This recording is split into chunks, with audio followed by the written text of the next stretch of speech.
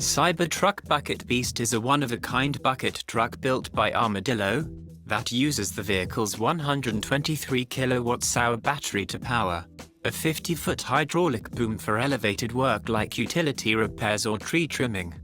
This electric aerial lift adds about 1,700 pounds to the Cybertruck's weight while preserving its 14,000-pound towing capacity, offering an eco-friendly alternative to diesel-powered trucks that typically require separate generators. This uses the vehicle's 11.5 kilowatts onboard power for an electric hydraulic pump. The 1,700-pound skid-mounted boom exceeds the Cybertruck's rear axle rating but performs reliably without outriggers. The setup bolts to factory bed points for easy removal via forklift, showcasing modular adaptability.